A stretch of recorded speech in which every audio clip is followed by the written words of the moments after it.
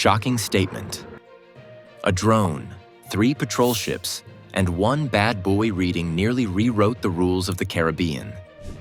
Venezuela shadowed the USS Gerald R in international waters. Speed matched down to the thousandth of a knot. Then, at 8:23 a.m., a sharp course change pushed one vessel toward the Ford's no-go zone. No missiles, no gun runs. Just a calculated turn and a rising wall of water from a 100,000-ton hull that said, "Do not cross." Watch how a wake and doctrine diffused a crisis built on sensors, pressure, and misread intent. Before we move on, please take a moment to subscribe to the channel and like the video. Why did 3 smaller patrol ships run alongside America's newest carrier for hours and never touch a trigger? Because the point wasn't to shoot. It was to sit in your peripheral vision and never leave. First light in the eastern Caribbean near Barbados. The USS Gerald R moved through international waters on routine ops.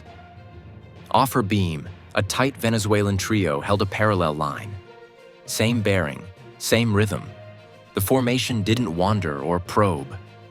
It hovered like a metronome, close enough to be felt, far enough to claim, "We're just here." The precision stood out.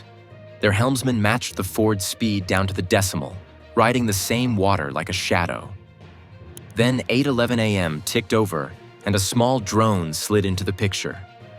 Civilian-grade, low and quiet, flying a clean, deliberate box around the group. It didn't dart or buzz the deck. It circled at a cautious distance, a second set of eyes that turned a simple shadow into a layered watch. Now it wasn't only hulls in formation. It was hulls below and a lens above, building pressure without a single threat call. That is the gray zone at sea. Presence that says, "We see you." Pressure that raises cost and caution. Plausible deniability that keeps lawyers, diplomats, and radio operators busy while guns stay cold. You don't need a warning shot when you can force the other side to think twice every minute. It's a slow-motion tale on a highway. Lane position replaces sirens. Mirrors tell the story. You can pass, fall back, or hold steady. One wrong glance and fenders meet, but nobody wants to be the first to swerve. Navies know the signatures. A constant parallel bearing, small speed trims to keep station, and formation discipline over time signal intent to monitor and shape behavior. It's not a random fishing boat crossing the bow. It's a trained crew drawing lines with geometry. That reads as, "We're watching and we want you to notice." It also says, "We're not crossing the red line unless you make it worth it." Context mattered. In the weeks prior, Venezuelan units pushed offshore more often. Coastal radar buoys that had been quiet started reporting. AIS tracks along parts of the coast dropped out, creating gaps in the public picture. Inside Caracas, the need to show control at sea ran high after a string of interdictions in the region. None of that equals war footing, but it makes routine contacts prickly. It primes crews to see tests where, on other days, they'd see traffic. The drone's orbit made the calculus harder. Surface shadowing already boxed the carrier group into a predictable pattern. Add an eye in the sky, and every small turn reads as a reaction that can be clipped, replayed, and used as proof of influence. On the Ford, the question wasn't, "Who are they?" Sensors had that. The question was, do we escalate a surveillance contest or let it run and keep options open? A hard move risks a chain of counters. A steady groove keeps the logbooks calm, even when nerves aren't. Here's the first payoff. Those patrol ships were never ghosts. They were inside the outer awareness bubble with consent, not by luck. The Ford's sensors tracked them. Escorts tracked them. Everyone logged their trims and timing. Restraint wasn't weakness, it was doctrine. Hold course, hold speed. Keep clear rules so the other side has to carry the onus for any break. So what happens when a single sensor reading slips out of alignment, the choreography breaks, and one ship lunges toward the wrong slice of ocean? What does a thousandth of a knot matter when one bad buoy fix can shove a patrol ship toward a 100,000-ton wall of steel? At 8:23 a.m., the middle Venezuelan hull snapped into a 20-degree starboard turn. Too tight, too fast, and out of sync with its sisters. It cut diagonally across its track and nosed toward the carrier's safety bubble. The move didn't read like an attack run. It read like a correction off a bad radar buoy. A fix that lied by just enough to make a helmsman think he was clear when he wasn't. The other two patrol ships held their lanes, which made the break stand out even more. Now the math got ugly. The closing angle shrank with every second. At carrier scale, speed feels calm, but mass does the talking. A hull that size carries momentum like freight, so a small course mistake turns into a hard problem. Reaction windows narrowed to voice loops and rudder orders. The carrier kept her velocity, which meant the burden fell on the ship that drifted inside the cushion where no one wants confusion.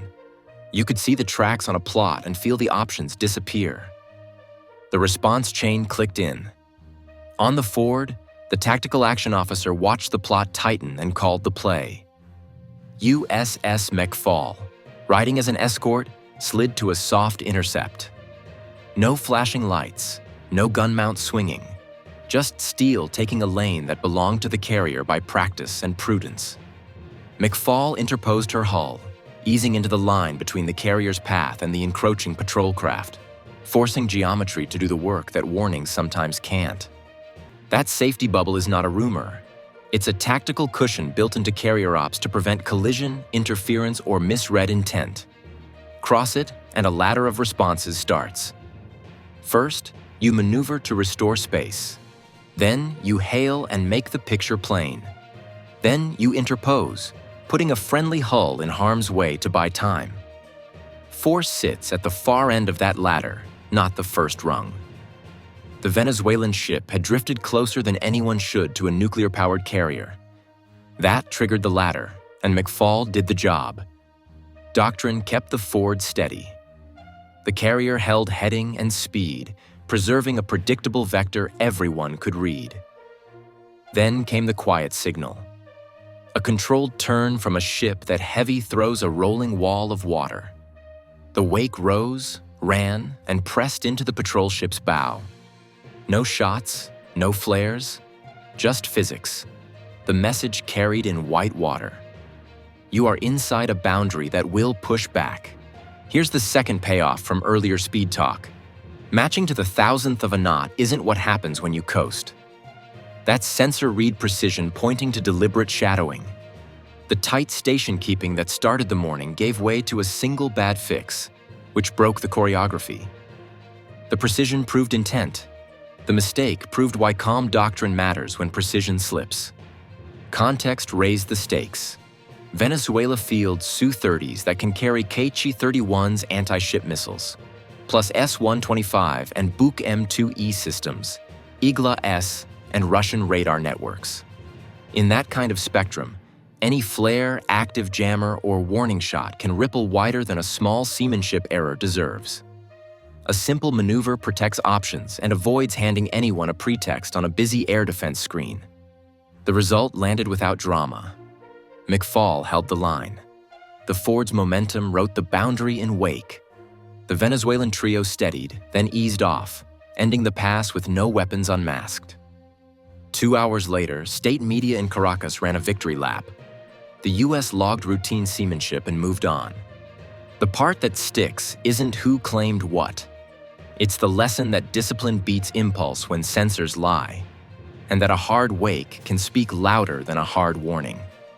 Power at sea looks loud from a distance. Up close, it's judgment.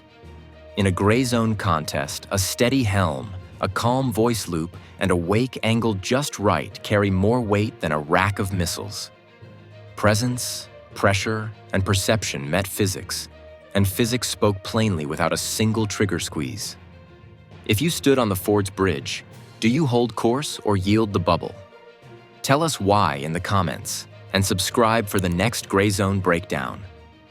Next time, we'll show how one radio call, tone, timing, and phrasing can harden or heal a standoff long before any whitewater rises.